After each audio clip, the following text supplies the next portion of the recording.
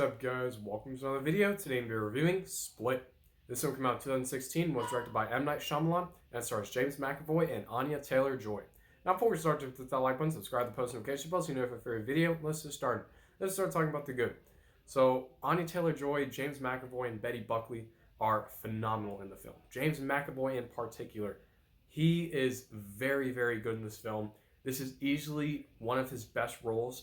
For me, I would say it's better than his role as Professor X, and this is by far my favorite role that he's played. The opening sequence is fantastic. It's Kevin Wendell Crumb. He kills one of the teenagers' fathers, and he goes in the car with the three lead characters. Now, Anya Taylor-Joy is phenomenal in the film, like I just stated. She is one of those characters, and she plays her role very, very well. And the other two characters, which I'll get into later, they're not really needed, and that I'll get into later. The first act of the film is fantastic. It picks up very, very quickly. Like I said, the opening sequence is basically the start of this entire film, and that's what this film is. It's a very, very good psychological thriller, and there are many aspects of which I'll get to later that really, really made the first act entertaining. There are also many tense, creepy, and horrifying sequences.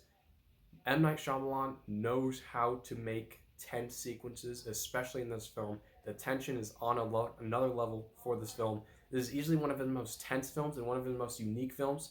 And the unique aspect of it I'll get to later, but there are also many creepy, tense, and horrifying sequences in this film. There are also some hilarious sequences. James McAvoy's different personalities. It's very funny, but yet disturbing at the same time because of what happens with his character throughout this entire film. The cinematography, which of course includes shots of cameras and lighting, fantastic. M. Night Shyamalan knows how to set up his shots, knows how to set up his camera angles. And this film uses a lot of camera shots that are meant to make you feel unsettled by what's happening, especially the sequence with the Beast, which I'll get to later. The second half of the film is very, very well paced. The backstory of Casey, which is played by Anya Taylor-Joy, is very unsettling. Something happens with her and her uncle while they're out shooting and hunting. The dad is away, and the uncle is very, very creepy. And it's very unsettling, and it works for this film because, like I said, this film is just overall very, very unsettling. The score is haunting. It is terrifying, and Wes Dillon Thorson did a great job with the score. It's very reminiscent of James Newton Howard's score from Unbreakable, and I really, really love the Unbreakable score. So this film had a great score. Kevin Wendell Crumb, his 24 different personalities, very distinct, very memorable. Hedwig, who is the little child, him as a little kid, he's hilarious. He's very, very funny in this film. Him and Anya Taylor-Joy, this personality of Kevin Wendell Crumb and Anya Taylor-Joy are very, very good in the film. And like I said, James McAvoy is an A-list actor. Just by this film alone, he's able to pull off all those different personalities to perfection. And the Beast is horrifying. His reveal, where he's crawling on the wall, it's terrifying. M. Night Shyamalan, like I said, knows how to create the perfect shot to make you terrified. And James McAvoy does a great job portraying each of the different personalities. The psychiatrist sequences are fantastic. Betty Buckley plays a psychiatrist, James McAvoy's psychiatrist, and she's very, very good in the film, like I stated earlier.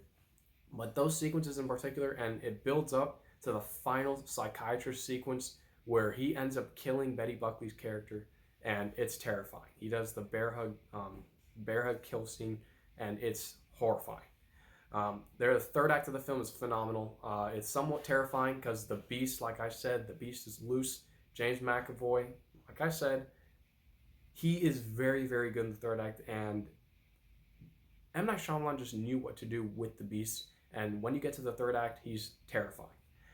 The ending sequence, I thought it was a great ending sequence. It's the Beast and Casey. The Beast bends the bars, and then he leaves.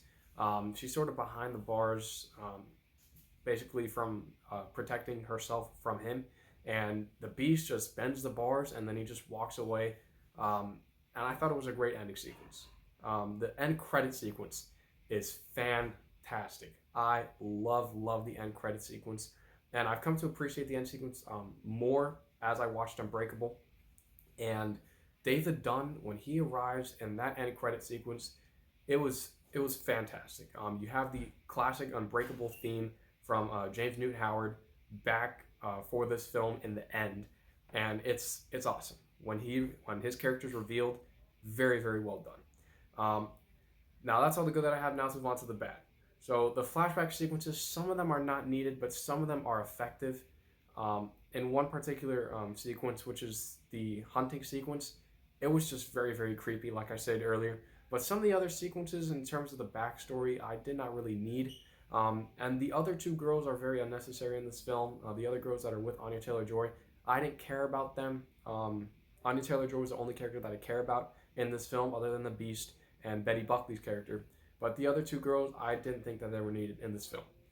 That's about it. Split is a phenomenal horror film. It's definitely one of M. Night Shyamalan's best films to date, and I highly recommend it. And I'm going to give Split an A-. Thank you for watching. Don't forget to hit that like button, subscribe to the post notification bell so you can know every video. I'm Peter. Thank you for watching.